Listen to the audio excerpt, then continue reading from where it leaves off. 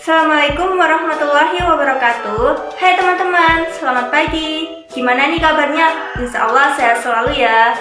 Pada video kali ini saya akan melakukan praktikum mengenai hukum Archimedes.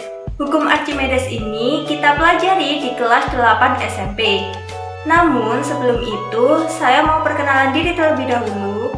Perkenalkan, nama saya Vinky Aisyah Teliana dari kelas 5B, NIM 18064110054 dari program studi Pendidikan Ilmu Pengetahuan Alam Fakultas Ilmu Pendidikan Universitas Trunojoyo Madura. Sebelum melakukan praktikum, hendaknya kita mengetahui terlebih dahulu apa sih tujuan dari praktikum kali ini. Tujuan dari praktikum kali ini yang pertama yaitu siswa dapat menjelaskan mengenai pengertian hukum Archimedes. Yang kedua, siswa dapat mengetahui bagaimana bunyi dari hukum Archimedes. Yang ketiga, yaitu siswa dapat menyebutkan contoh penerapan dari hukum Archimedes dalam kehidupan sehari-hari. Dan yang terakhir atau yang keempat, yaitu siswa dapat mengidentifikasi bagaimana pengaruh dari massa jenis terhadap peristiwa tenggelam, melayang, dan terapung. Nah, sebelum kita melakukan praktikum, saya akan menjelaskan sedikit konsep mengenai hukum Archimedes. Hukum Archimedes adalah besarnya gaya angkat zat cair sama dengan berat zat cair yang dipindahkan benda.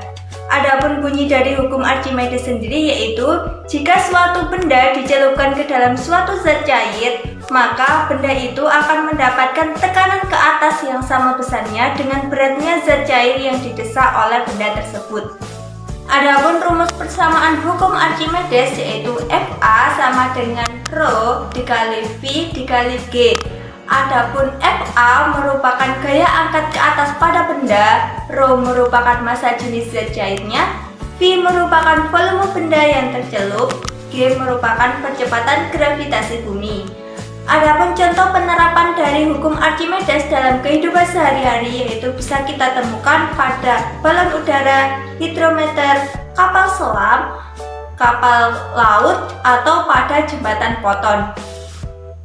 Nah, sekarang kita akan melakukan praktikum mengenai hukum Archimedes yang tujuannya yaitu untuk mengidentifikasi bagaimana pengaruh dari massa jenis terhadap suatu peristiwa yang tenggelam, melayang, dan juga terapung. Alat dan bahan yang digunakan untuk praktikum kali ini yang pertama yaitu garam, yang kedua yaitu 3 buah gelas bening, yang ketiga yaitu 3 buah telur, yang keempat yaitu air, dan yang terakhir atau yang kelima yaitu sendok.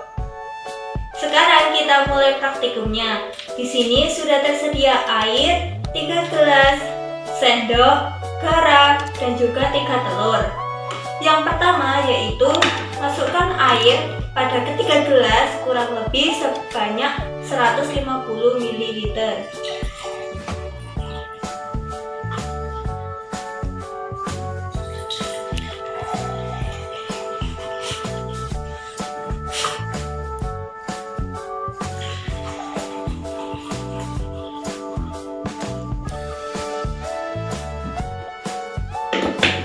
Kemudian masukkan garam. Garam ini hanya dimasukkan ke dalam gelas kedua dan gelas ketiga. Gelas pertama tanpa menggunakan garam. Pada gelas kedua masukkan 1,5 sendok garam.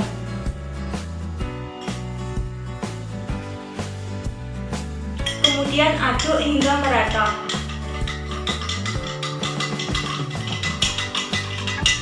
Aduk terus sampai garam ikut larut bersama dengan air. Setelah itu, masukkan garam pada gelas ketiga, yaitu sebanyak 3 sendok makan.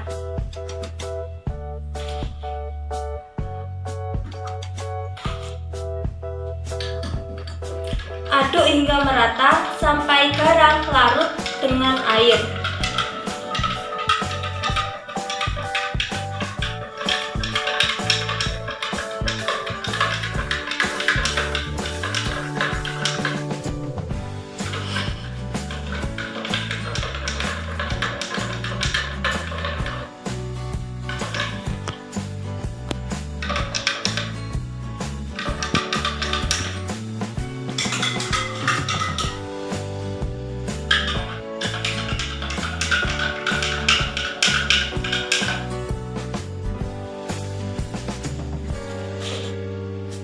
Kemudian masukkan telur pada gelas pertama. Masukkan telur pada gelas kedua. Dan masukkan telur pada gelas ketiga. Setelah itu, amati apa yang terjadi pada gelas pertama. Apakah telurnya ini tenggelam, melayang, atau terapung?